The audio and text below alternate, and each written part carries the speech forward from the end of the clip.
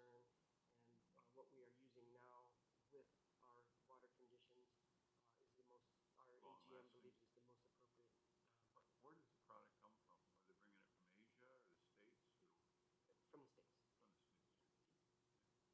Doris, just a story. I had a question. This is more for my edification and naivete. When I read this chlorine gas, because chlorine gas is very toxic, very volatile. So from the GWA personnel point of view, what kind of training do they go through and to be able to handle the chlorine gas? So we do have training for the handling and also for the response measures if there is a leak.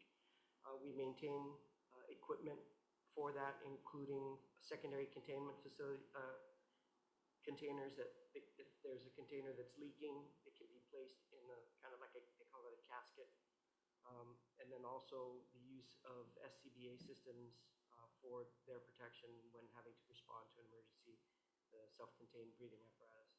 So those types of trainings are specific to one set of personnel within GWA. And then, of course, the general hazardous training also touches on the topic of these types of gases, but not sufficient to the level where someone's working with it every day. Those guys get get additional training. So how often do the ones who work on it all the time go to training? Annually. Annually. We get refreshers in.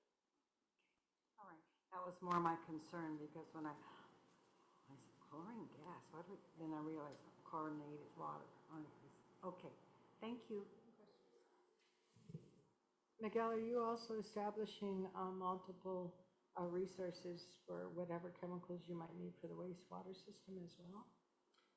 Currently, we have 2 different vendors, but we are evaluating in the current procurement, optimizing both the chemical type and the dosage from multiple vendors. So yes, we are seeking to establish multiple supply points for that as well. It's concerning, yeah. Thank you. Joe? Yeah, being a single source supplier on an equipment, you're saying that they hold 6 months. Is there a facility capable of holding more months on hand? I'm not sure if it is. They kind of they are complying with our requirements, but they do ask occasionally if just based on shipments, the timing of shipments, they can have less. I've never heard them ask or us ask for them to hold more, and I don't know if they have that capacity or not. But the higher the quantity that you store, I believe the more stringent are the safety requirements. And then as far as the supply with that 6 months, is it getting tight or? No, I mean we're trying to time these contracts such that we're not faced with that situation where we might run out. Okay. We have sufficient supply. It's not tight as long as we can get the approvals we need. Are the containers the standard size ones that they have for other gases and so forth that are about yay high?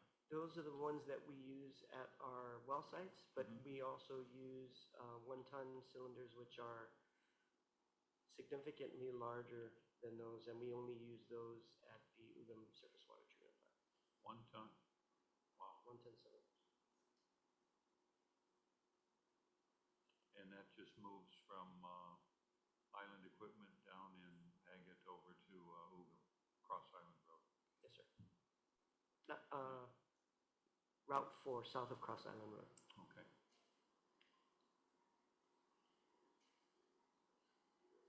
Okay, well, it looks like we're buying you up to 5 years, right? The 4.9. That's correct.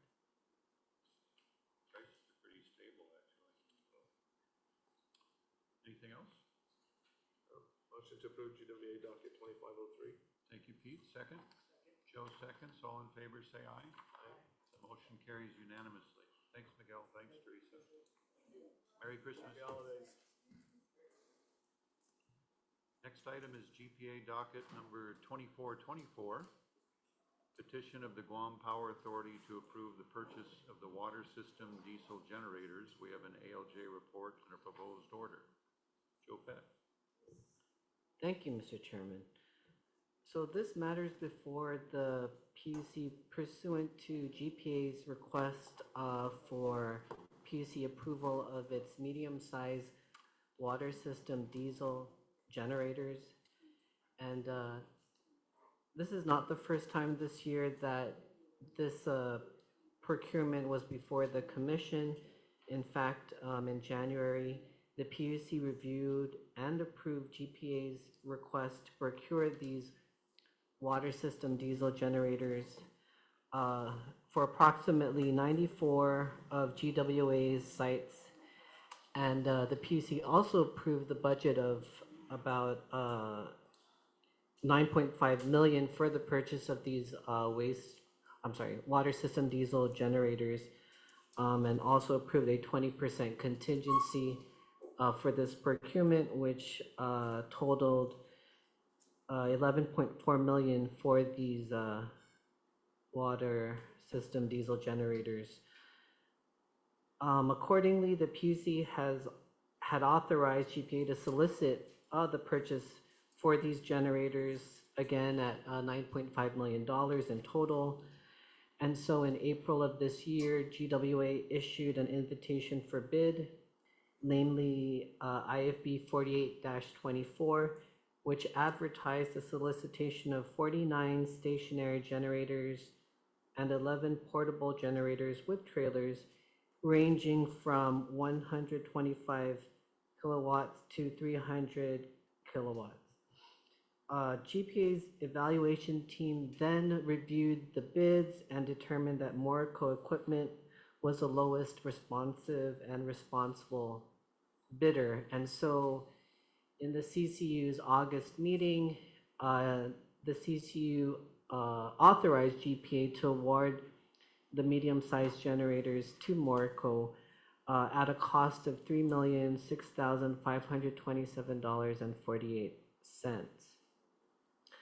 Now, in its petition, GPA requests PUC approval for the purchase of these medium-sized generators, and in particular, 20 stationary 125 kilowatt generators, 13 stationary 175, 16 stationary 300 kilowatt generators, 3 portable 125 kilowatt generators, 5 portable 175 kilowatt generators, and 3 portable 300 kilowatt generators.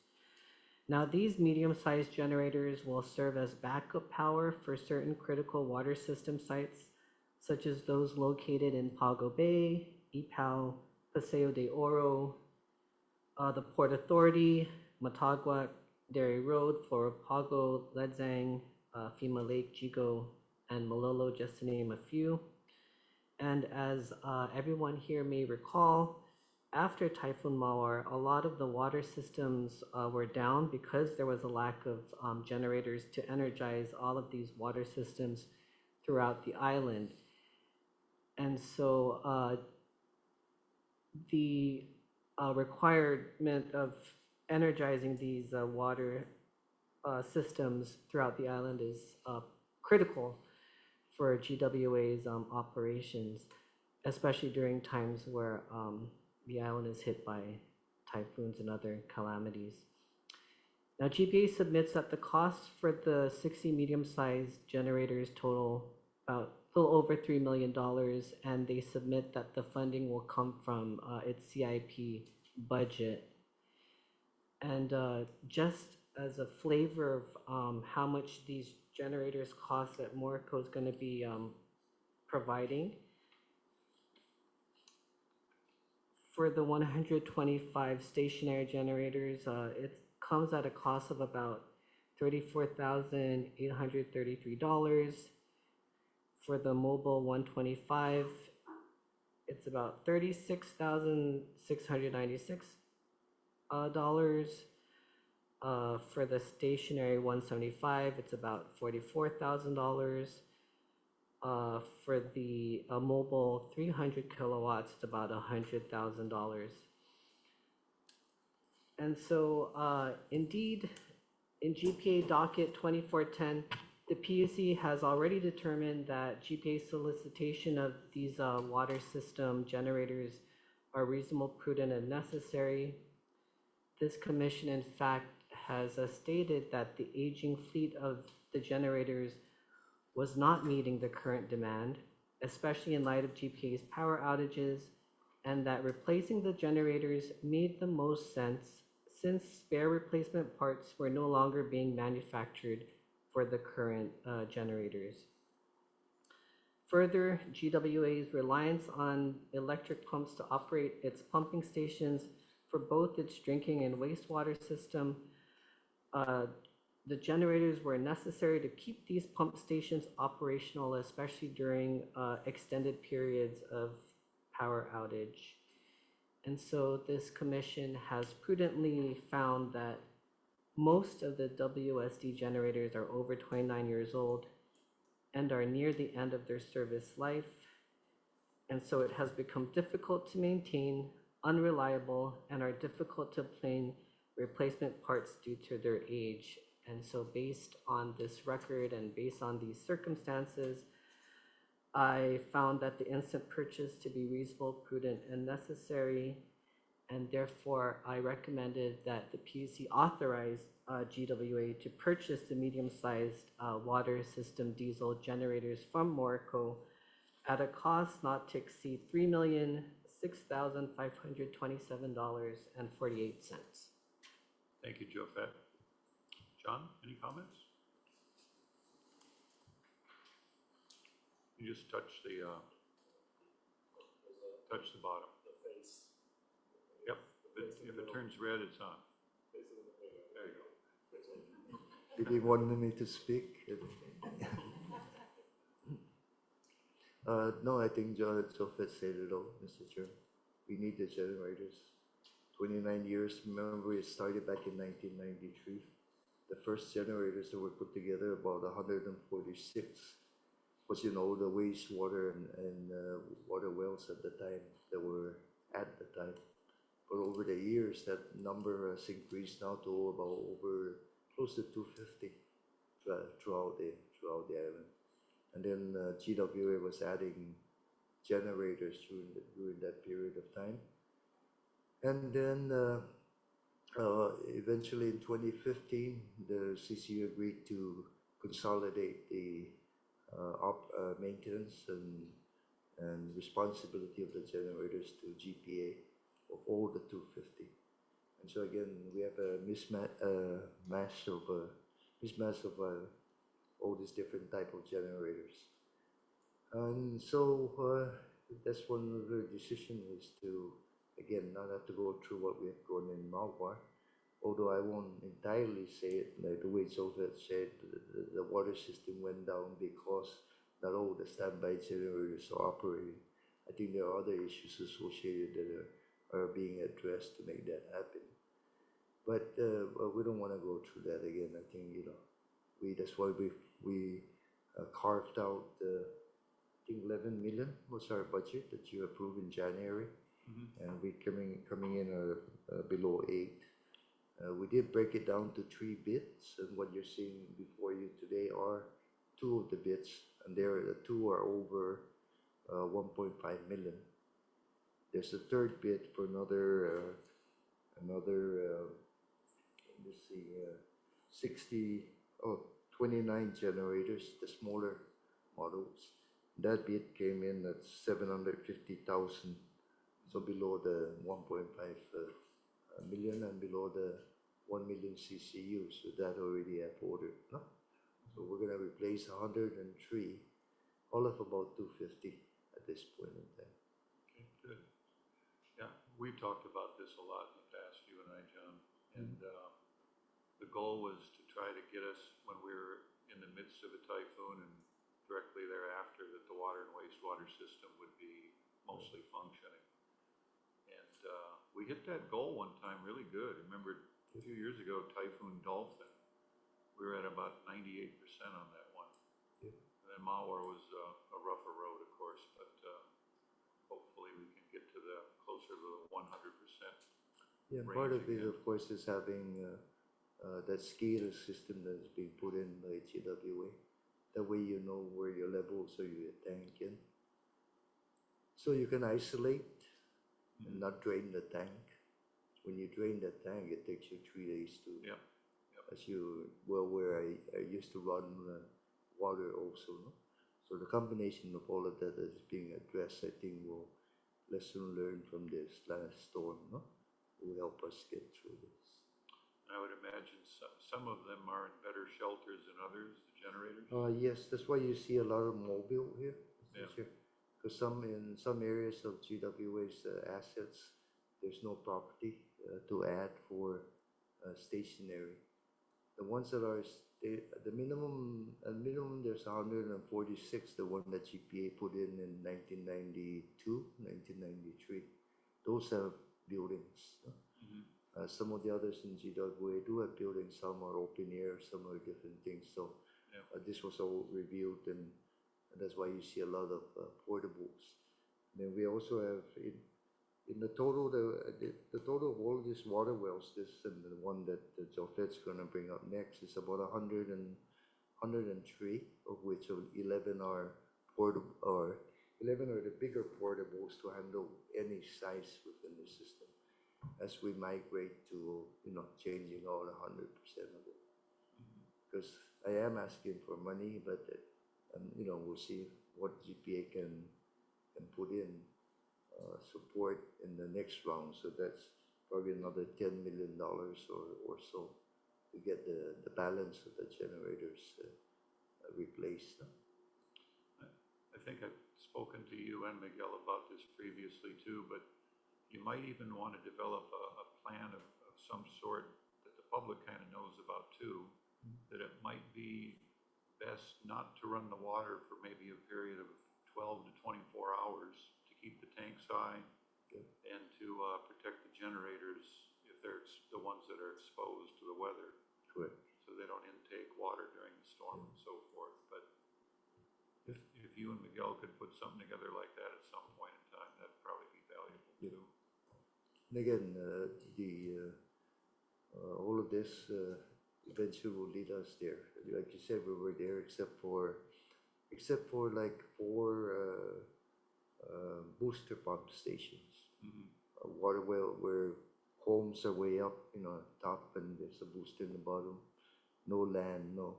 And the requirement of that booster is only like 2 or 3 kilowatts.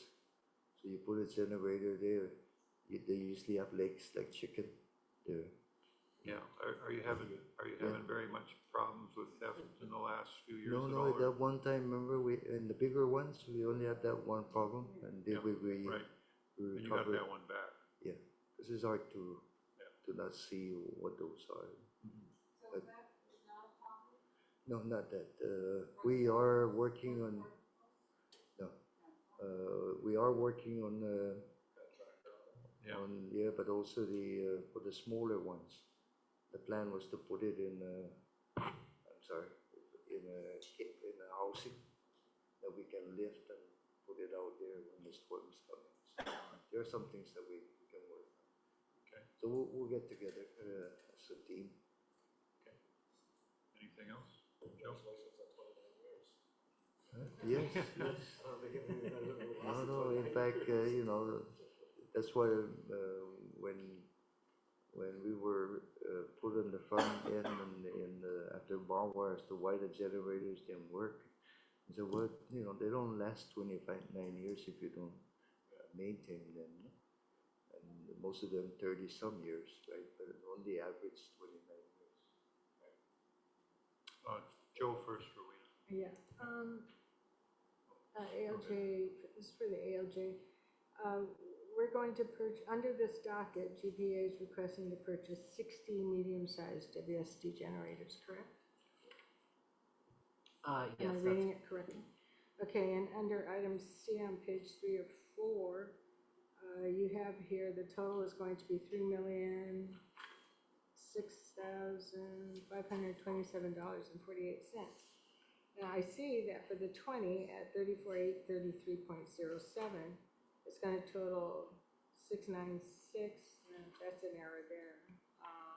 What was your total? Yeah. But, where's the remaining balance? You broke down for the 20, but what about the 3 portables, the 5, 125, the 5 portable, 175, and the 16 and 13, the remainder? Are you gonna provide a list? Yeah, of let me that? pass this to you. Would you not connect that to the order? We To could, show that breakdown? yeah, Because there's, as I'm yeah, reading GPA that- provide us with a breakdown of, Why don't you all put of the that- bid items. Yeah, why the don't you cost. just put it in there where you have the Yeah. cost? Okay. And now, just makes it clearer. Yeah, and the rest of the, Because you pointed out one. yeah, It and didn't the- make sense to me. and the rest of the costs include 110,000 for 3 of the 125 kilowatt mobile generators, 339,933.80 for 5 of the mobile 175 kilowatt generators, and then there's about $576,400.50 for 13 of the stationary 175 kilowatt generators, and $301,365 for 3 of the mobile 300 kilowatt generators, and yes, and then there's $982,077 for this, for 16 of the 300 kilowatt stationary generators, and I can definitely append that to the order, yes. Yeah, itemize it because it's, it doesn't read Yeah. clearly, right? Certainly. So. When he was reading it. Following up on what Rowena said, because in the order, it only speaks to the 3.1 million, as opposed to the total 9 million. So that's where I think she's coming from. Okay. I think the total is 3 million, right? Is it only? We Yeah, for gave them 16. the ability to go out upwards of 11 million for this project. Right. But this particular contract is 3. $3,006,527.48. So in the order, your section C would be. Yeah, we'll fold in the entire bid amounts if that's okay with GPA. Any comments, Joe? Yes, something you wanted to say? You good? Pete, anything else? Okay, is there a motion?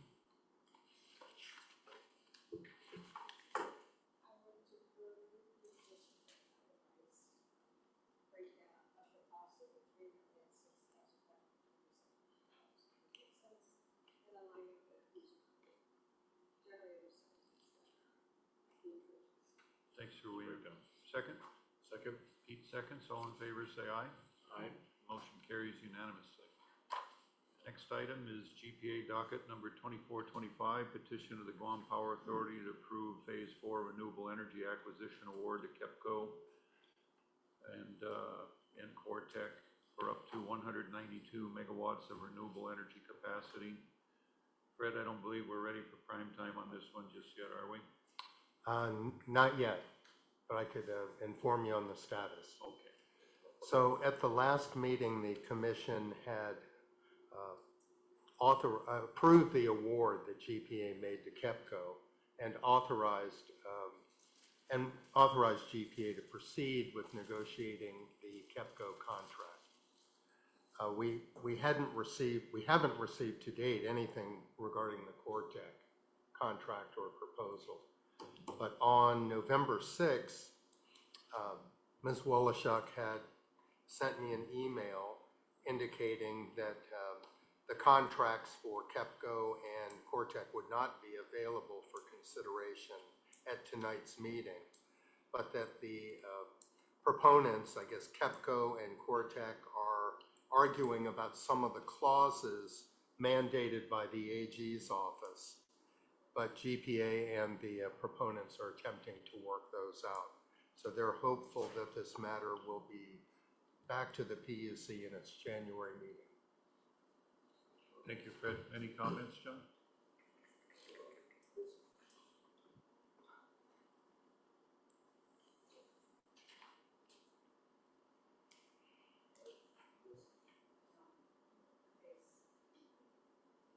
You gotta press the bottom. It has to be red. Make it red. The bottom, no. The mic, the bottom. Oh, The red face, no? While you're waiting, why don't you Sheila, just is grab there, another right, microphone? is there, you know what the thermostat is on, by any chance? Is there a way to like, just? Bring it out. No. Is it snowing?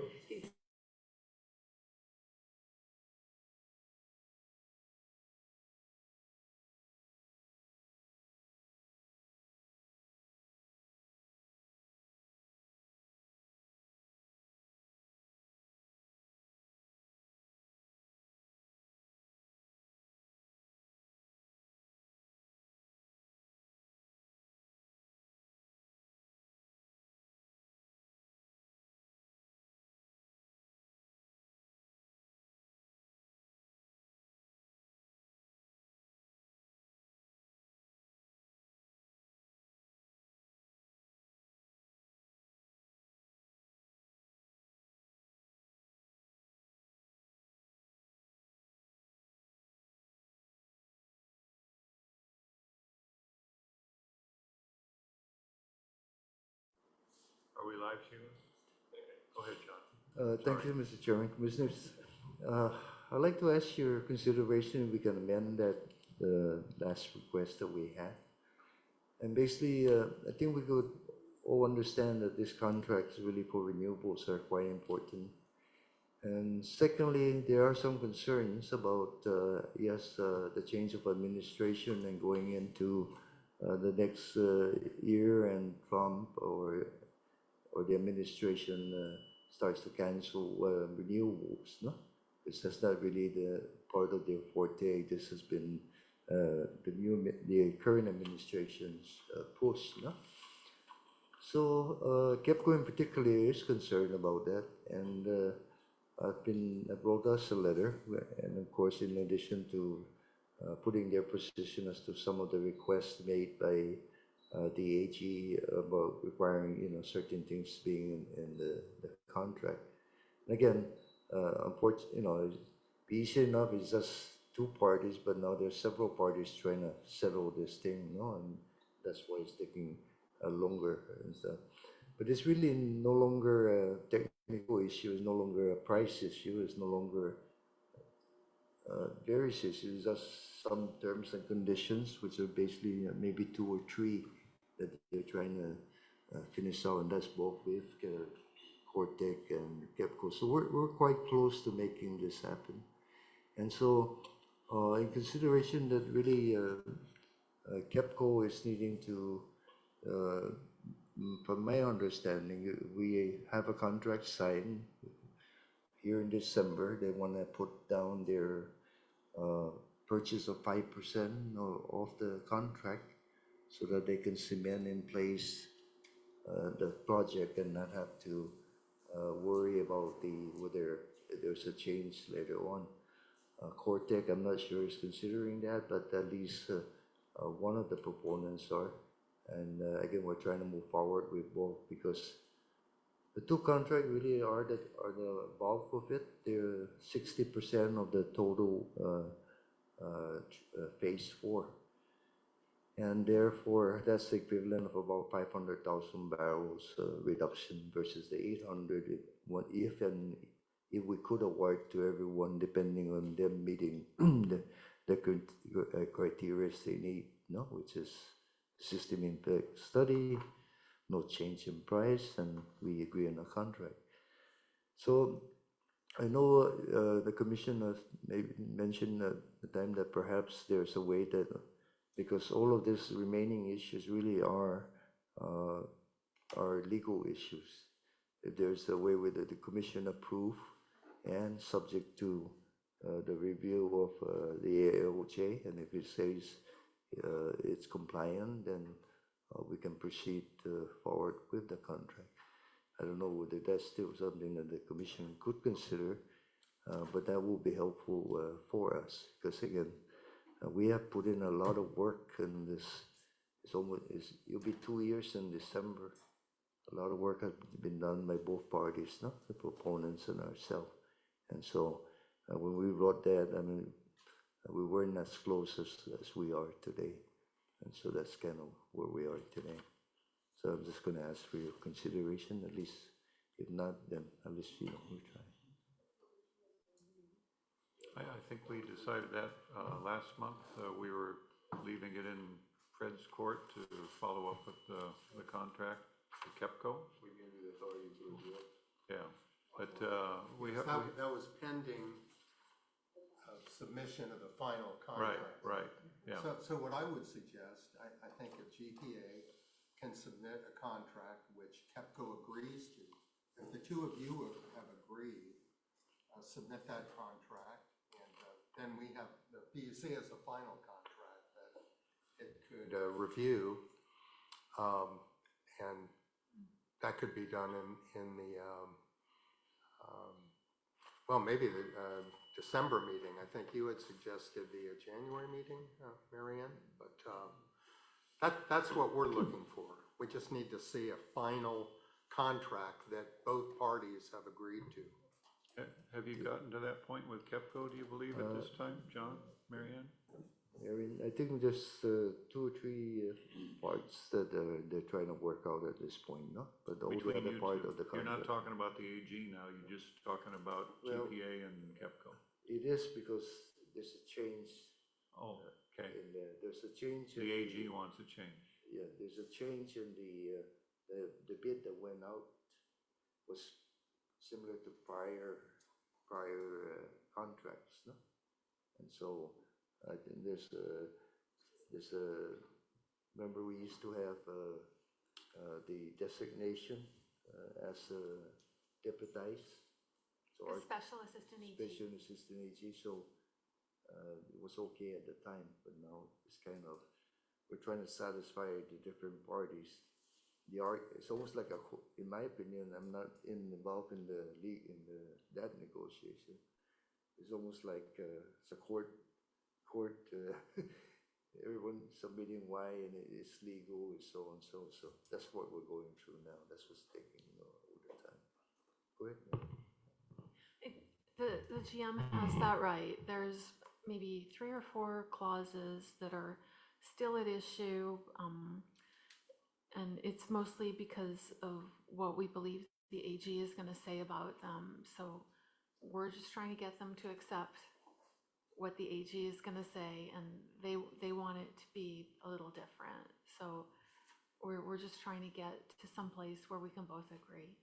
Mhm. And then we can send it to the AG, and then we can get it finalized, and then we can send it to our chief ALJ. That's our plan. And where you think you can get it done this month? Would love to. I'm not positive, but You were saying January, maybe. I think January is probably more realistic, but December may be a possibility. Does the PUC meet this in December? Yeah, we haven't determined the Okay. date specifically Okay. yet, but we can. And Cortec, how about, where are we at with Cortec? I believe, correct me if I'm wrong, as far as the KEPCO project, if the contract is given to the ALJ and he agrees with it, then basically that's all that's needed. You don't need a meeting anymore. We've already given Yeah. that. So the only ability issue to the now is KEPCO the contract. Cortec one, right? Yeah.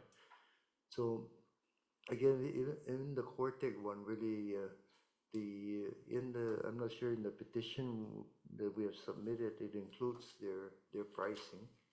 And I think what we don't have is an interconnection agreement yet, right? So that's basically similar to KEPCO, is the contract and interconnection agreement. That's all that's needed. As far as pricing and all of that would not change. Is the 17.3 that what's there. Mhm. The locations, all of those different things are already a part of that contract, if you will. And they're gonna connect to the substation out on Marine Corps Drive, right by the, Yeah, they're gonna Power. correct right into the Harmon substation. Yeah. They're gonna tie into the underground line Yeah. that was coming from Tengisan Power Plant. yeah, And that go right into the breakers scheme that is there. yeah, so it's And not too because far to run. because they're 60 megawatts, and they're gonna shift that. Yep. You don't need 115. The KEPCO was the more difficult one, is that there's no way to shift that 132 megawatts, so they had to upgrade the 115 all the way from Windward Hills to PD. So, but again, you know, we're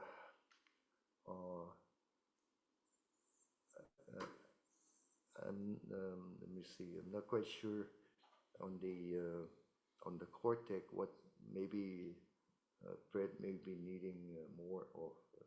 If I don't we could- Contract and the interconnection. Yeah, I don't So think it Fred would- has anything on the Cortec. I don't think we have anything on that yet. Okay, so again, okay, we'll try. You know, so, but at least the one that has expressed their critical nature has been kept full.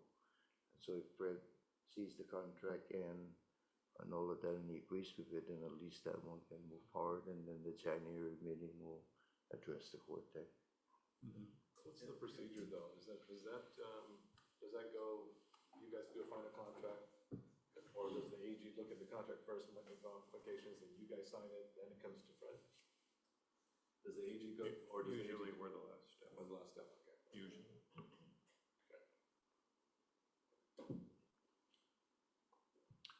Does the AG know that we've given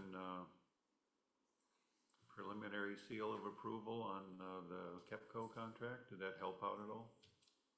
I haven't been in contact with them. I did try calling. They haven't returned my calls, but I'm trying to let them know what's going on.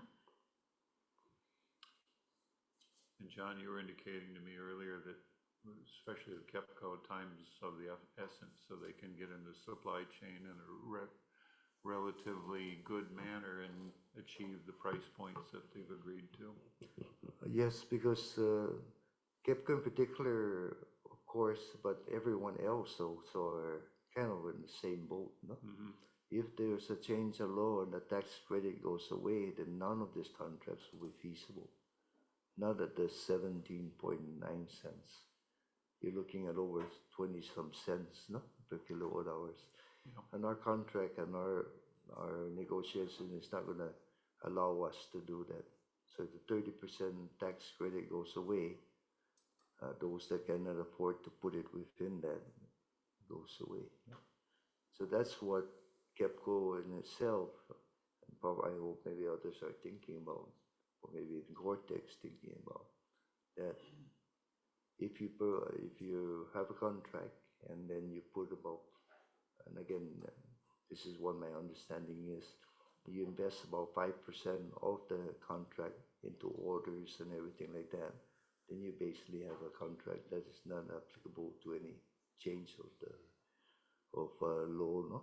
Because this is by law, I believe, the tax credits, no? So it's gonna take a little bit of time for it to be changed, maybe February or so, but So they're trying to get the accounting done before December 31st. yeah, because otherwise, I mean, you know, some of them, they've made investments in putting this thing together, and they don't wanna lose it, the other parties. Yeah.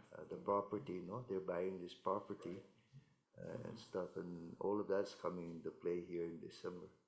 That's my understanding of all of this, and that's why again, they're trying.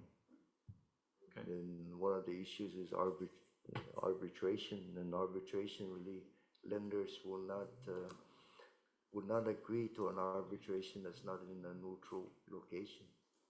So they have difficulty financing the project, no? So we're trying to see, in the past contracts, we have it as neutral location, which is typical for other power purchase agreement. Mhm. And again, would they ever come to that? So you never know, but again, but it's not really to me a significant part of it. Most of it is laid out in the plan. Thanks, John. So that's just informational for this evening. Hopefully, you can get the KEPCO one done in December. We'll work as quickly as we can, and I hope, I think the parties are listening to this broadcast, so they know the conditions. We have to get it done as quickly as we can. No? Okay, thank you. Next item is GPA docket number 2501, petition of the Guam Power Authority to approve the purchase of water system diesel generators again. These would be the large ones. We have an ALJ report and a proposed order. Joe Fett. Thank you, Mr. Chairman. And as GM Benavente stated earlier this evening, part of the, or the result of the PUC's approval of the 94 water system generators was the issuance of 3 procurements. The first was a medium size, the second was a small size, and then this docket concerns the large size generators. And again, this is part of, or as a result of PUC's review back in January of this year, where it approved about $9.5 million for the generators, including a 20% contingency of about $2 million, and where the PUC found that these generators were reasonable, prudent, and necessary for GPA. And so again, this particular docket concerns the large size generators, which were procured through IFB 52-24, and which advertised namely the solicitation of the following 7 500 kilowatt, 2 800 kilowatt, and 2 1,400 kilowatt stationary generators, as well as 3 500 kilowatt portable generators on trailers. GPA's evaluation team, after they reviewed the bids, determined again that Morico Equipment was the lowest responsive and responsible bidder out of 2 bids. And so in its September 25, 2024 meeting, the CCU authorized GPA to award the bid to Morico for the large size generators at a cost of $3,177,636.33. And again, subject to PUC's approval. And according to GPA, the large size generators will serve the following water stations: Agania Springs, Chaot New in Ordet, Gaan at the Agate Sewer Treatment Plant, Santa Ana Housing, Hagatmia Wastewater Treatment Plant, Tai, Ugum Wastewater Treatment Plant, Fujita Road in Tumon, Ugum at the Talafulfo River, Route 16 Pump Station, the Southern Link Pump Station on Old Coral Road, and 2 mobile generators on trailers. GPA has submitted that the cost of the generators includes installation, specifically at the 12 physical sites, and it includes 1-year warranty, which includes scheduled maintenance, any diagnostics, and inspection costs. GPA has submitted that the cost of the 14 large-size generators come to $3,177,636.33. And this reflects the cost of about $156,706.44 for each of the 500 kilowatt generators, a cost of $284,315 for the 800 kilowatt generators, a cost of $495,556 per unit for the 1400 kilowatt generators, and a cost of $173,649.67 for the per unit for the 500 kilowatt generators on trailers. GPA has indicated that the funding will again come from its CIP budget, and it further submitted that it has requested $10 million from FEMA for reimbursement for the subject purchase. However, GPA has received no feedback regarding this request. And so again, I'm returning back to the PUC's prior findings that, you know, these generators are part of an aging fleet and do not meet current demands, and that replacing the generators at this time just makes the most sense since spare replacement parts are no longer being manufactured. Most of these generators are over 29 years old and are near the end of their service life. And it has also become very difficult for GPA to maintain, and that these generators are unreliable and difficult to obtain replacement parts due to their age. And so on this record, Mr. Chairman, again, I recommended that the PUC authorize the purchase of these 14 large size generators from Morco, and in this instance at a cost of $3,177,636.33. And I can also again append to the order for the PUC the submitted price list for the winning bids per units for each of the large size generators. Thank you, Joseph. John, any comments on this? Thank you, Mr. Chair. These are the large, actually Ugam treatment plant. So this will keep the water in the south running after a storm. And then the others are the large wastewater treatment plant, Agate, the north area, the major pump stations and all of that. And so again, these are very, very critical machines, and this is the only one we included installation. We tried to think about having them all install everything, but trying to get a right price and really a comparable price was very difficult. So GPA is going to install all the other units except for this 14. That includes the installation. When you add up all the three bits, because we broke it down to three different groups, no?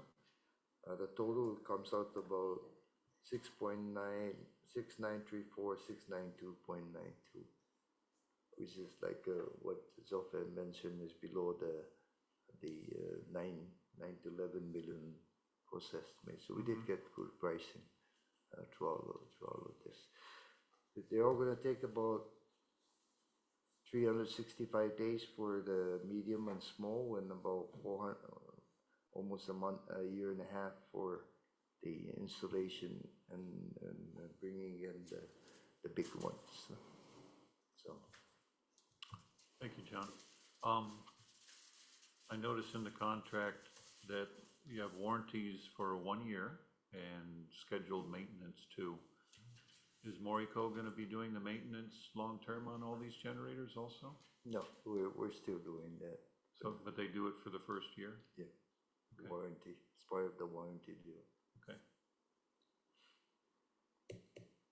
All right, anything else? Where's Chilica? Is that agate? Chilica and agate?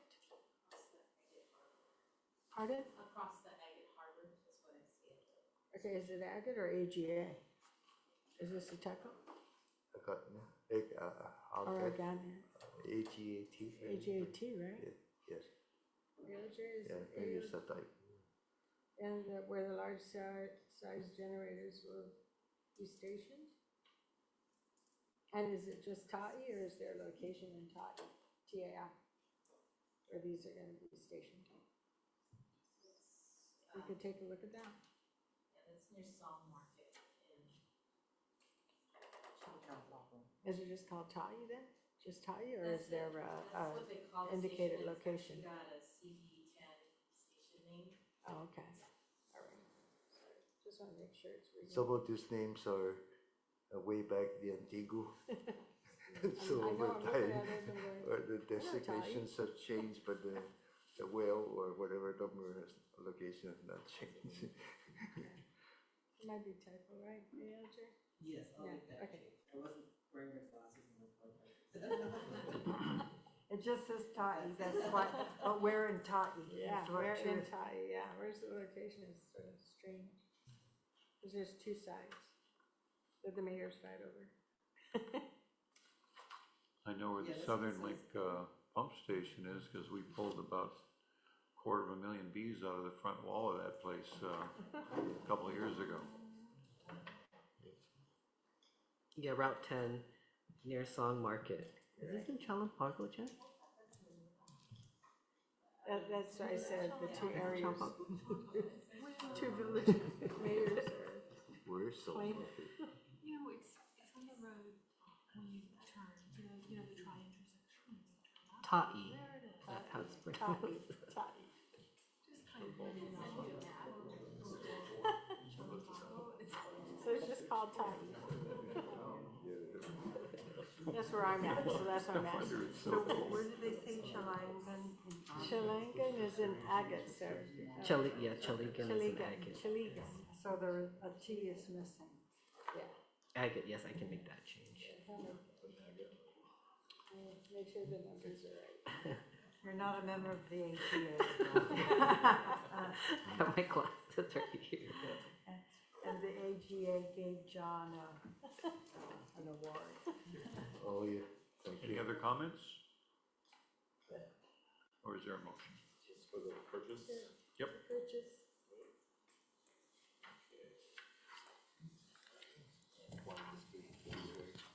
Oh, there you go. Motion to approve GPA docket 2501. Thank you, Pete. Second? Joe seconds. All in favor, say aye. Aye. The motion carries unanimously. Next item, 72. GPA docket number 2504, petition for approval and authorization for GPA to renew property insurance. We have a legal counsel report and a proposed order. Anthony. Thank you, Mr. Chair. So basically, the initial term of GPA's property insurance contract with AM Insurance would have expired on October 31st, 2024. GPA and AM agreed to extend the contract until December the 31st, 2024, to obtain the regulatory approvals needed to exercise the first term option, which will begin on January the 1st, 2025, and expire on October 31st, 2025. And GPA requests that the PUC approve GPA's exercise of the extension of the contract for that period, which will cost about $5,978,000, or excuse me, $5,978,600 for that 10-month or so coverage period. Now, so this, or basically,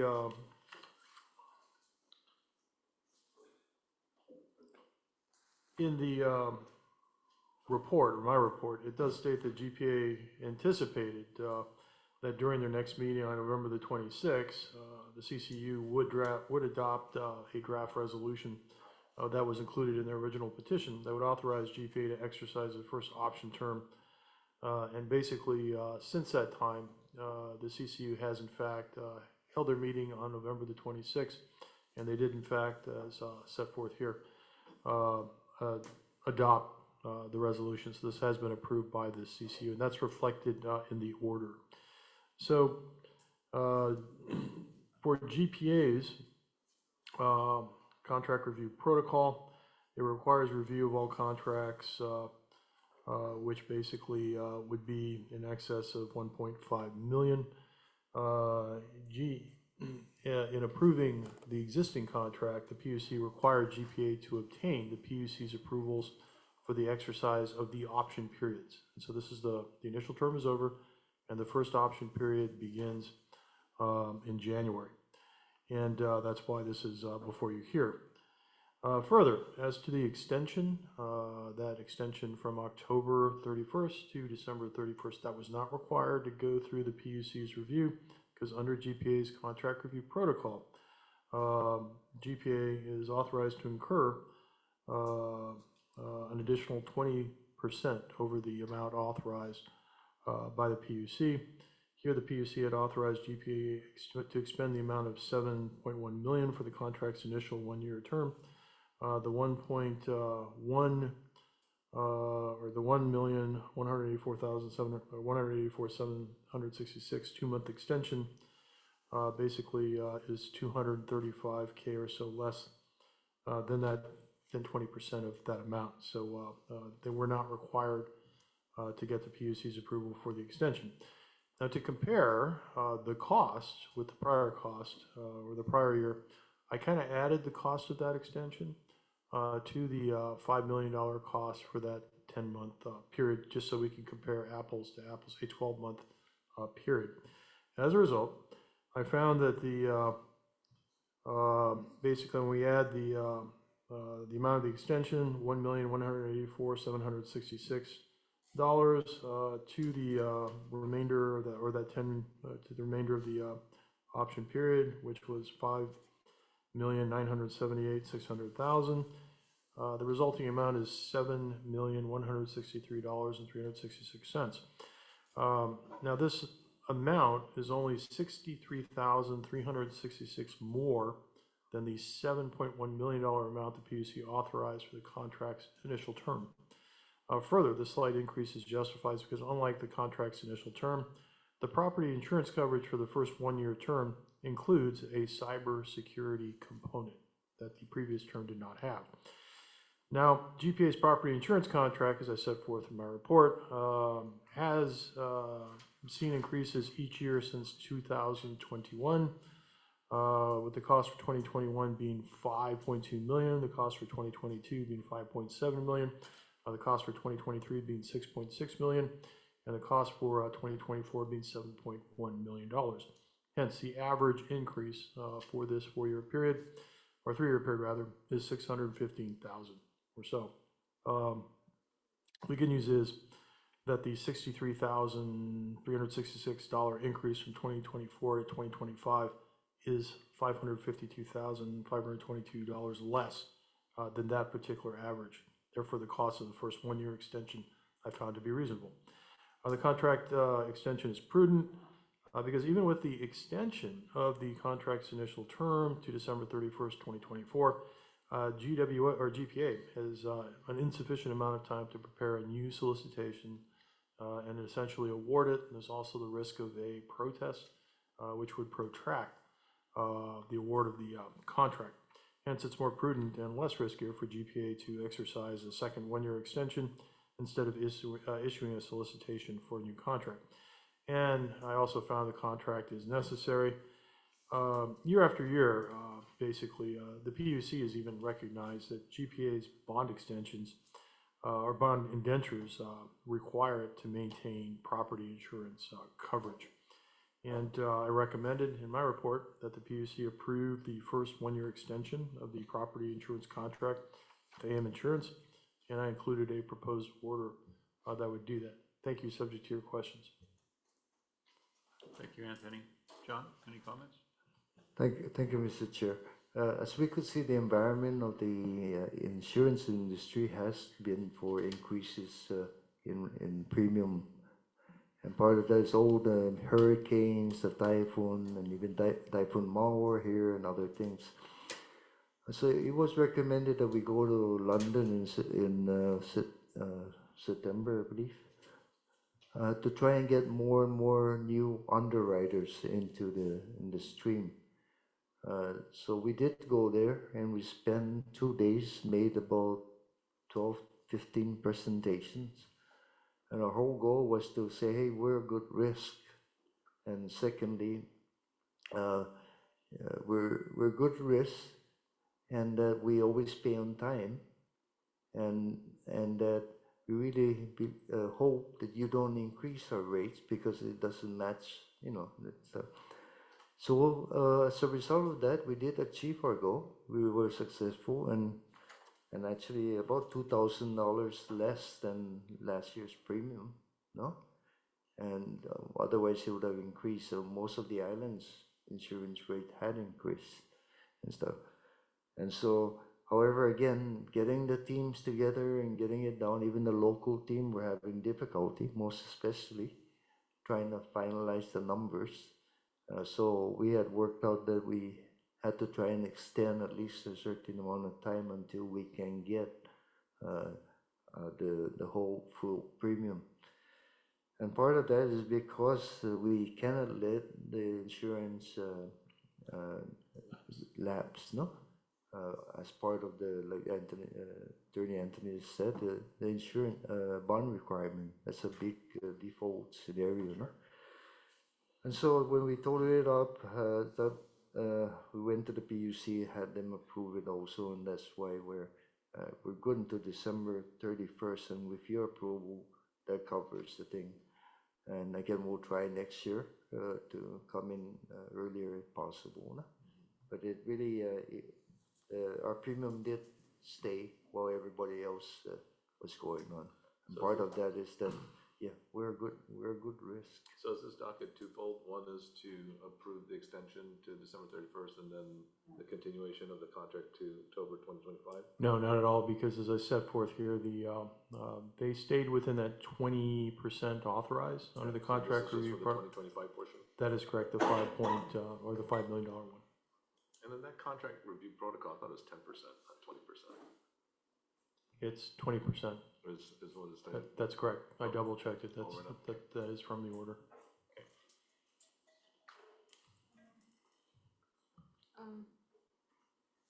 ALJ, page 2, item 6, just correct the coverage period to make it consistent. You have November 1st, 2025, should read October 31st, 2025. I will. Okay, Sorry about thank you.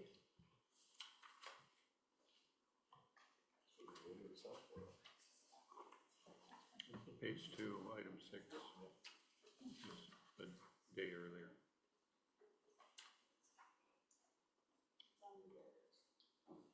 That October 31st is the correct date.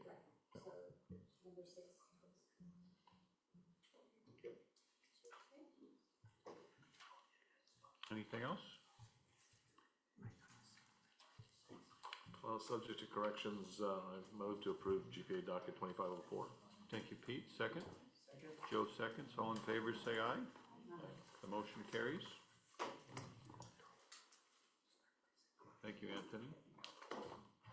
Next item, for informational purposes, is GPA docket number 2408. GPA submission of its LEAC update report as of September 30, 2024. Mr. Kim? Are you going to give us an updated report on the LEAC, or John, are you going to take care of that? Okay, Don't I'll be shy. start. Don't be shy, Mr. Kim. I'll start very quickly. Of course, the LEAC today is about 26.6 cents. Our proposal is to bring the LEAC down to 0.208, no? So 0.208, so 20.8 cents from 26.2. So that results in about close to about 15% reduction on the total bill for all the within that range for all the various customers. We will still have an under recovery of we estimate about 4.285 at the end of January, but that will be recovered slowly all the way through the end of July period.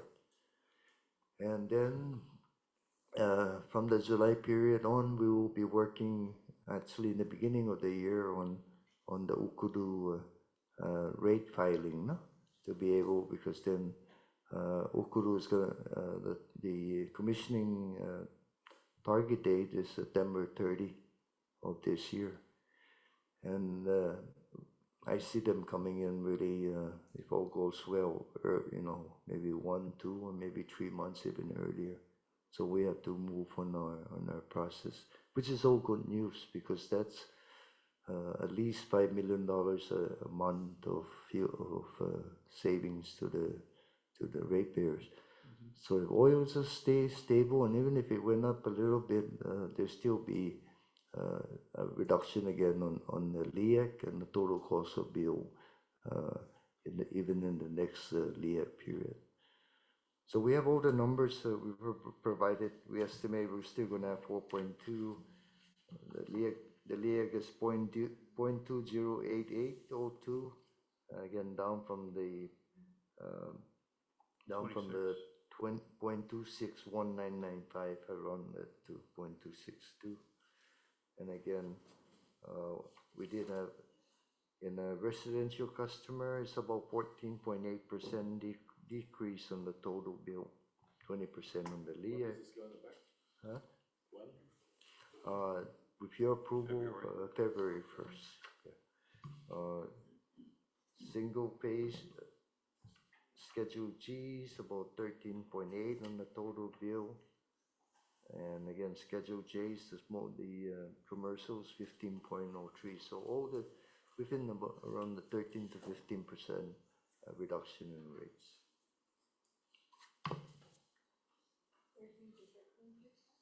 13 to on the total bill. Yeah. So residential customer today, 4,000 average 1,000 is about $262, I believe. And that would drop to, that's right here. Yeah.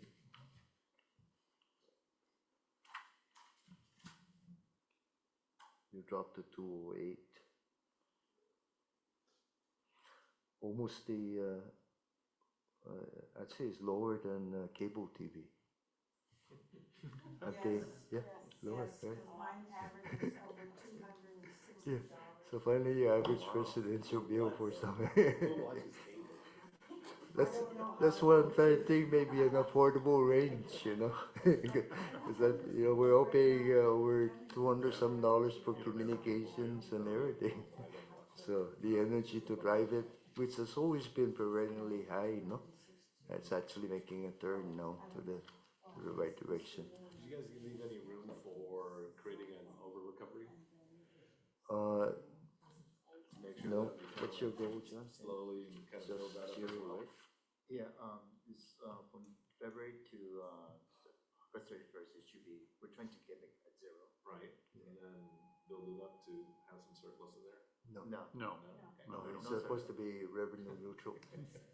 If the conditions change, no, there's no slack with zero, no. So if the oil prices go up, of course, there'll be another recovery. We recover it next time. If we make oil prices go down, then we give it back again. Yeah. And Fred will catch that.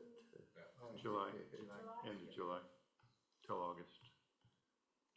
Okay, we're all gonna agree to put a lump of coal in Peter's stocking for Christmas this year for even Hey, it was a trick suggesting question, it. just a trick, but that was testing. No.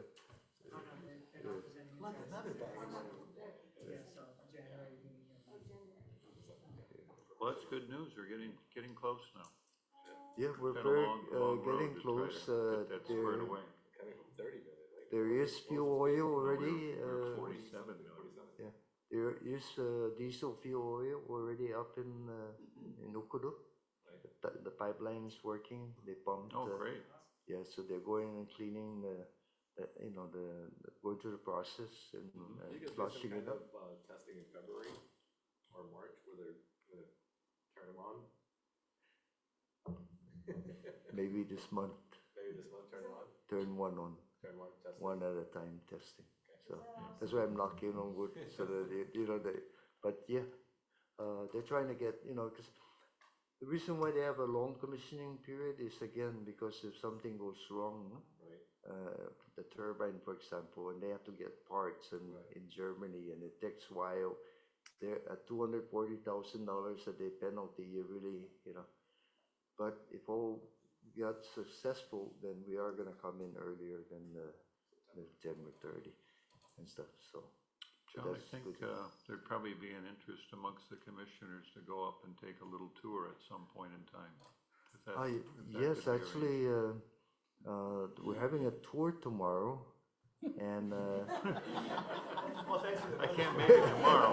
well, let me put it this way. Boy, that's quick I was service. asked, I was asked today if I would invite you tomorrow, but I said, no, it's kind of late, because there are appointments of everyone, right? Yeah. And so I didn't bring it up, you did, no? So if, we had 6 slots, and so we were just gonna have some of our managers go through it, but if any of the commissioners is available for tomorrow at 9 o'clock to meet up at the power plant site, we have six slots, because they can only take 16 at a time. Okay. So is anyone wanna go tomorrow? Well, maybe later in the month, I'll talk to you and we'll Okay. try to arrange something. All right, so we'll try and make another time arrangement. So that's why I didn't invite you today. But, So actually you have some people out there that are more important than we are to you. oh, everyone's important. Unfortunately, the capacity of KEPCO is only so much at a time because of the construction. No? So, not your fault either. It's just, but yes, it's getting more interesting. No? We're getting Yeah. there. That's And exciting. it's been a long journey. This was supposed to be done in 2022. Yeah. No, that was the first goal. Now it is 2025. So, Mhm. but It's the a big rewards delay are going in to be that there. storm. Huh? The big delay from the storm. Yes, and again, it also, we moved it up as much as we could, but they're moving faster than that. They know they cannot, they have a lot of experience now in Guam. So, How about with the typhoon and all the damages they experienced, what's yeah, the prevention like that happening again? Especially for the tanks. yeah. The problem with the tanks then was that it was on its way up, and it didn't have a top yet. It didn't have any of the stiffeners or everything, so that's all complete. In fact, the oil is in it now. That was the problem. So it caught them right, and if it was maybe another month later, the tanks would probably have survived, no? Oh yeah, so they prepare. As soon as I know that there's a circular action down there, we let them know, so they but it looks okay though. I mean, it's got to survive storms. Okay. That's Thank all you. we have. That's it. Have a Merry Christmas, everybody. Merry Christmas, and thank you for a good year, and let's look forward to 2025. No? We got Fred in position to sign off on KEPCO once you're ready. Thank you, and we'll keep pushing, trying to get this done. All right. Again, all in the interest of the December 31st. other particular reason why I really won the most especially the first two is because there is load growth coming, no? Right. So the 193 megawatts has 97 megawatts of battery for almost 5 hours. Yeah. That means we can shave the peak, Yep. 97 megawatts down, and allow us to meet the growth as we add more. But before December 31st is a key. Key for Key- them, a and key target if not, then because the hopefully- risk is there. No? Right. We Well, no, tried- just for the credits. Yeah, To we're make sure trying to that, mitigate that risk as soon as possible. That's Right. it. I think it's gonna remain the same even so, but look, Yeah. we'll move as fast as we can anyway. Right. Okay. Thank you very much. Thank you. Thank you. Elon Musk is in the. Yeah, I think it's gonna be the same. Didn't change last time. Get some food.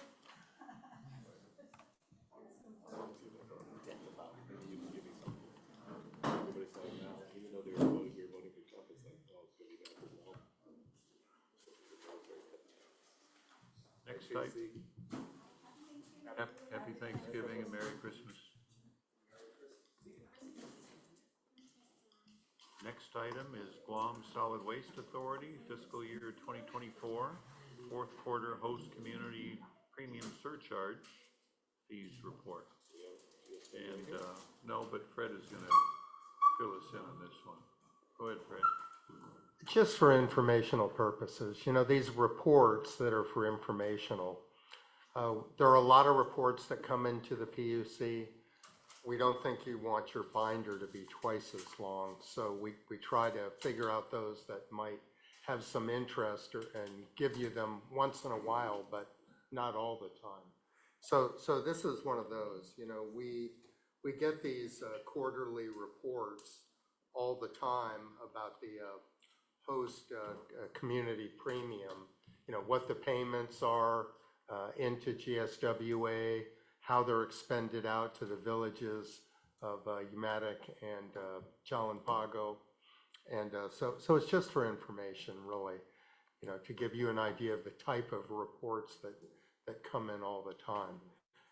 The same is the case with the one you just talked about, the GPA LEAC report.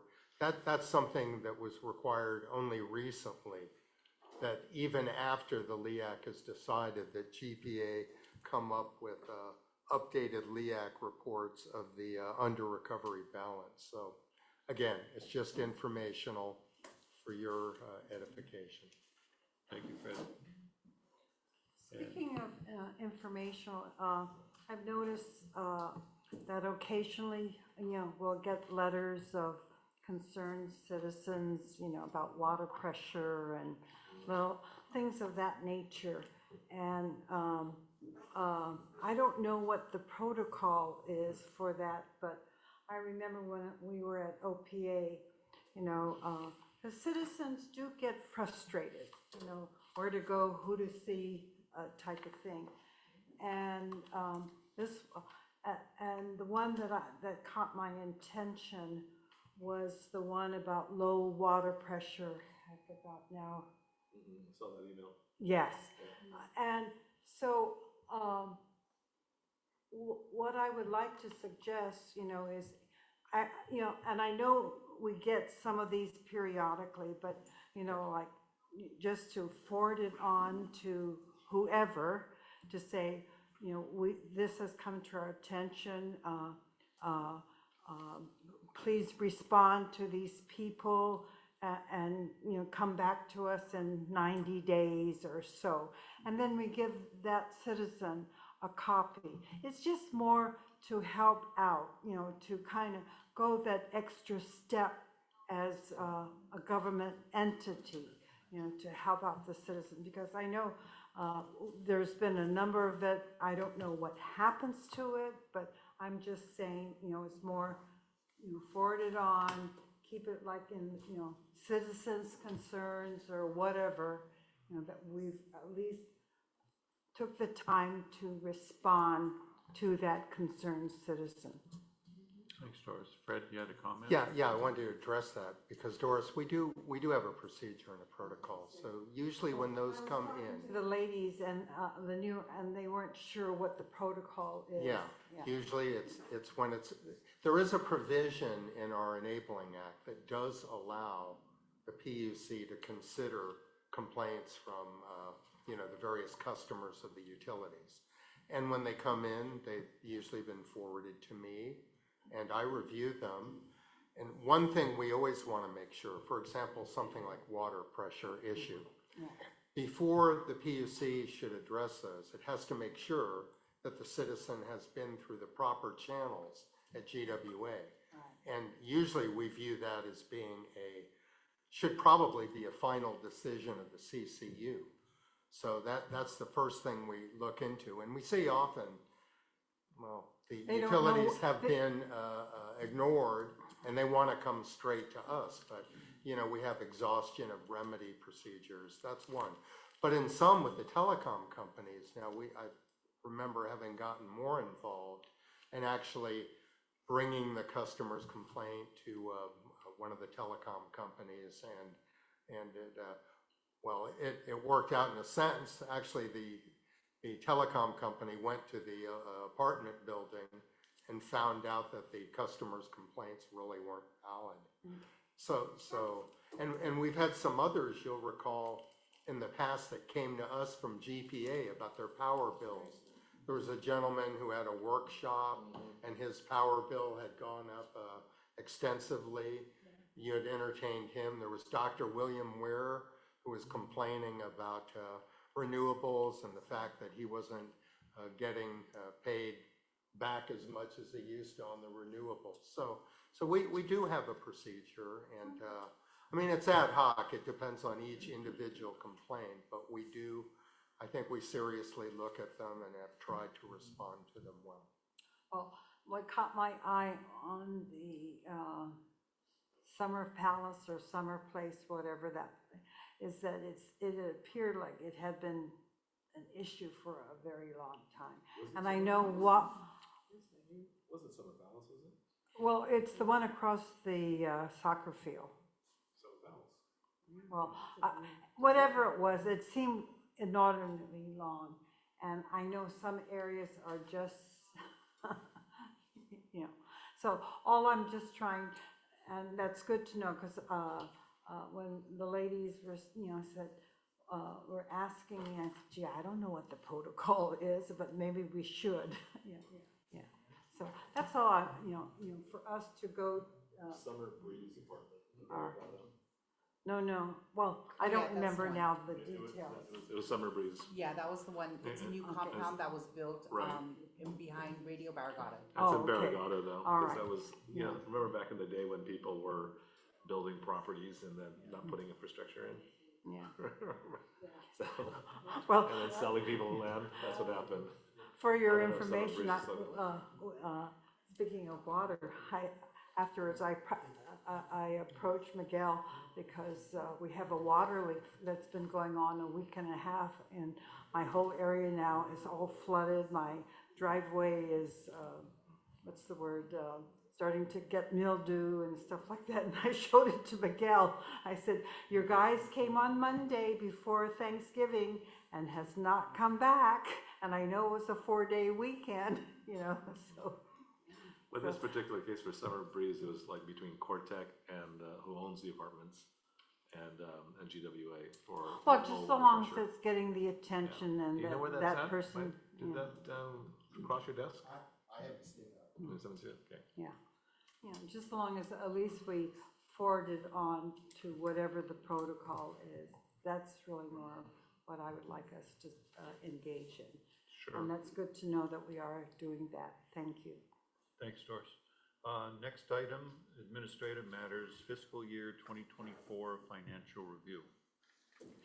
This is me. We're going to go over that, Doris? Yes, okay.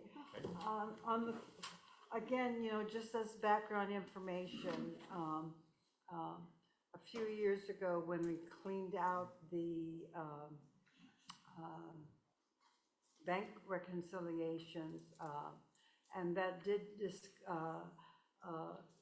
entail accounts receivable and accounts payable. And then I didn't realize afterwards that there were some issues on our accounts payable. So on the first page, which is budget to actual, we actually, before the reconciliation, we made close to $68,812 for the fiscal year. And then if you look at the last two pages, there's a $544,000 debit, and that's really going to be offset by the accounts payable once we kind of clear that out. Now, in simple parlance, how I would do this is debit accounts payable and credit equity, but QuickBooks won't allow you to do that. And we're trying to avoid 42 pages of accounts payable individual entries, So that's kind of like where we were kind of caught with trying to find who could help us from a reconciliation point of view. And I think we're still waiting for the proposal from EY. Yeah, I tentatively gave the rate, which is pretty reasonable, about $150 an hour. And I said, subject to the chairman's approval. So once we get the proposal, then hopefully we can just fix this up and get rid of all those old accounts payable that actually date back to the year 2000. Because like I said, it's 42 pages of individual accounts payable. What happened was there was an extra step that they were doing, and I forget now what it was, during George Kim's time. And then I said, gee, that's, Double yeah, entry. yeah, yeah. And I said, gee, that's too, when you get the debit expense and credit accounts payable, period, end of story. And then when you pay it, you debit accounts payable and you credit cash. But they had one more step in between, and that was what was causing Couldn't you all. create a new account and then just kind of like throw it all in there? Well, what will happen is once we get the new system, if we can, pardon the expression, quick and dirty, just start zero, because this system is no longer being supported, and that was one of the other proposals. We have to get it. You're just talking about upgrading QuickBooks though? Yes. Right, to Yeah. 2024 version or anything? Oh, yeah. Yeah, okay, so, yeah, that's not gonna take care of it, but you can add a new account though. Yeah. Take, and just throw it in there. But overall, sans the reconciliation, the fiscal year will be around $68,800, and that was due primarily to about 4 items. Our regulatory expenses for the year were down about 24,000 from what we budgeted. Of course, the commissioner's stipend is down 8,000 because, we haven't had our 7th member. And then, of course, the commissioner's training, we haven't all been traveling, so that was another 25,000. And we earned a little over $6,000 from our TCDs. So altogether, that's about $64,000 out of the 68, and the others are just a little miscellaneous here and there. And go ahead and work with E&Y as you need to. You have Yeah. my permission, Well, certainly. We're just waiting for the official proposal because, is it Maria Calvo? Mary Calvo. She was the one that we're dealing with, but then once she had all the, we had to, like, who's our board? They had all kinds of other questions. We had to go back and forth and all of that. And then they were off for a whole week, so we haven't yet gotten the proposal from them. So the 2 things that are pending is the proposal from EY, which hopefully, like I said, I think the rate is reasonable. And What are you hoping that EY is gonna do? how to fix QuickBooks to get rid of that accounts Without- payable. Without QuickBooks 42 doesn't allow for pages. this, Well, if, they're gonna have to create another account, but it's not. yeah, and then just wipe it off. And And we don't want 42 pages at $125 an hour. yes. We don't want them keying that in. Yes, no, it would have to end up being here. So that's what we're waiting for, yeah. Any other comment? They're gonna show how to do it, And then do the work, yeah. yeah. Okay. But it's a tedious process, It is. Yeah. I mean, but once you get the hang of it. yeah. And then starting October 1, we're gonna do, and we're gonna try, work on for the next 2 months to see if the difference still is carried forward, because it'll be hopefully done, well, we want it to be done in this, in the 24 fiscal year, so that October 1 is clean. Yeah. Okay. Thanks, Doris. Next is a certificate of resolution, which looks like it's allowing Peter and I to be the signatories for the bank account, I believe. Is that what this is? That's correct. Okay. Just updating. And Bank Pacific, I believe, right? That's this our correct. main Right? account? It's just an update because it was actually, Actually, it's all the commissioners, Yeah, right? it shouldn't just be Yeah. Jeff and I. Yeah, they're everybody else on the second Too page. many off-island people, we never get excited. We rarely see Peter here on island. Yeah, you know, when you see my signature on a check, you know, it's very, Oh, Pete's on island, look at that. look at that. Okay, any comments on that at all?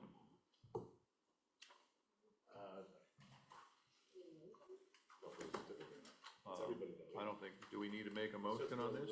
No, I don't think so. Actually, I'd recommend you do. Okay, let's make a motion then. Thank you, Anthony. So we have, actually, all the commissioners on there. Everybody's here, all 6. Okay. Is there a motion? Motion to approve signatory page, or certificate of resolution for Bank Pacific. Thank you, and second? Joe seconds, all in favor say aye. The motion carries unanimously. And on to, we have an administrative order to represent certifying officer and dispersing officer. And we've had this for a long time. Yes. Just an update. Make it current. Administrative order. And again, you'd move on this. If anybody would like to take the very honorific title of certifying officer away from me, I'd be more than willing to surrender that, but I don't think it comes with a certain responsibility for any financial matters that might happen within the commission. How about it, For Jeff? both Lou and I, so. But I do have one question with Lou's departure, whether or not it should be changed to. Oh, I have some information on that. Lou is Okay. not gonna be departing us now. Oh, She has agreed to stay. oh, So we'll talk more about that. Correct, Lou? Right, We're that's still, correct. okay. So Lou is the dispersing officer and I am the certifying officer. Okay. And can we have a motion on that? Motion to approve administrative order. All in favor, say aye. Aye. The motion carries. And the last item is scheduling for the December meeting. So what kind of schedule does everybody have here? Well, the 26th is Thursday, which is, our last Thursday is the 26th, which is the day after Christmas, so. Is everybody okay with that, or the day after Christmas? Or do you I want- am. I'm not going anywhere. Anybody going anywhere over Christmas? I won't be here Fred won't be. after the 22nd. Okay, one second. The 19th, The 19th, which is just, he's going 22nd. Yeah. the 19th is just a little over 2 weeks from today, actually. Right. This Thursday, it'll just be 2 weeks. Is there anything on our docket already so far for December meeting? Nothing yet. Nothing yet? There's nothing on our calendar right now? Yeah, nothing, they haven't submitted, On the 26th, it would Well, fall let's- along to, nothing Monday? pending. And Fred, when are you back? on the New Year's, The 6th? Not till the 6th. You're back on the 6th. So 7th, what does everybody think Ninth. about January 7th, 9th? Tuesday night? Can we not just, Special Sir, meeting. I'm sorry, sir, that'll be a special meeting. I know. Yep. Oh, okay, Yeah, Yeah, but that's okay. If, or we just, move all the dockets we to wait the and see? 23rd. To January 23rd meeting. well, everything that we discussed said it was in January. It has There's- to be approved in January, right? It has to be approved Yeah, that's in January. in January. actually, it'd be a January 30th meeting would be the regular scheduled meeting. January 30th, right. We can play it by ear and just see what presents in front of us through the month of December and then see whether or not we can just wait until the 30th of January, and if not, we'll call a special meeting. Are you, Fred, you gonna be okay with arriving on the 6th and jumping on a meeting on the 7th? No, right? I don't think so. I think I arrived really early on the 6th. Yeah. Okay, Yeah, we generally just give Fred 48 hours instead of 20. that's right. Just suck down some coffee. Well, I just think that we did that, and I think it's right, we call a special meeting Yeah. for something that has to be addressed. I mean, we've done it before. Right. I keep going here. So, if, I'm gonna be traveling, but my trip is in, the second week of January. And then I also have another trip, but that's the first week of February. are you competing with Peter on traveling now, Dora? I'll be gone. I leave January 23rd. I'm just teasing. He's okay. They're personal. I'm gonna be coming back. Oh, my trips are personal too. So that would be the first. Yeah. Leaving on- I'll be in Japan So- in January. You will. Actually, Gonna meet my son. Is everybody in the clear on January 30th, the next regular scheduled meeting? Everybody's good on that date. Fred, you good on that date? Everybody's good? And then if something comes up, we'll just call a special meeting in between now and then. Right? We'll fit it in where we can. Agreed? But remember, that's on the notice, we have to give way advance notice Yeah. of publication, so it can't be right up on the date. Right. Yeah, we have to give What is it, 5 days or 7 days? For which one, sir? Working days. Five. You need 2 notices, and the first one 5 days in, 5 and right? 48 hours. And then 48. Yeah. So we're, for, just to recap, we're looking at no meeting in December and just holding the regular January meeting. Yeah. Yep, right now. Push all issues onto January meeting. Mhm. Currently, there are none. And then speaking of administrative matters, the rent, the location area, because I do feel sorry for the ladies, and it is the ladies who have to lug all the equipment around and, GCIC, I think, is getting to be untenable, and I guess, Fred, you were reading the lease agreement, which is very one-sided in favor of the landlord. Always. And I think we really need to at least give notice, because what did you say, Fred? It requires 60-day notice? 60 days to cure. Yeah. Yeah, and all they have to do is to start doing something, it's pretty pro-landlord. Yeah, let's change our lease agreement the next time around. And when is our lease on? 26. 2026? 28, 2026. 26 or 28? But I mean, we can't be the only tenant in there. I mean, who else is complaining? about There's the a whole elevator? bunch of tenants that are interested in leaving now, I believe, Yeah. especially the ones who are What's with the elevator issue? on the upper floors. Fred, what about Getting ADA? elevators fixed is a very Having time to be Some work and partially stuff.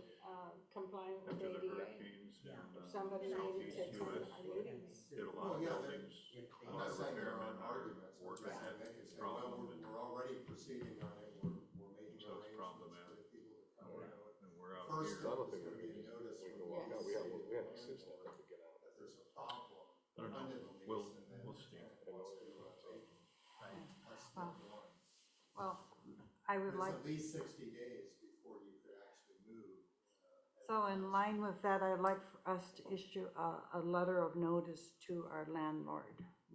Anthony, can we have you do that on our behalf, to give them notice of 60 days to cure both, not only the elevator issue, but air conditioning Yeah, issue it's still also? down. Air conditioning, yeah, so I can, if you can just email me a list of the issues, okay, but I also need, let's see here, to do that, I've got the lease agreement, but I would also need whatever the solicitation was that they provided us, that eventually got them that award, because that should have the PUC's requirements, and that would technically be part of their contract. Right, okay, Okay. I'll take a look at that. Yeah. and- Boy, And I how believe many- that's where you might find the thing concerning ADA compliant, Right. this and that, and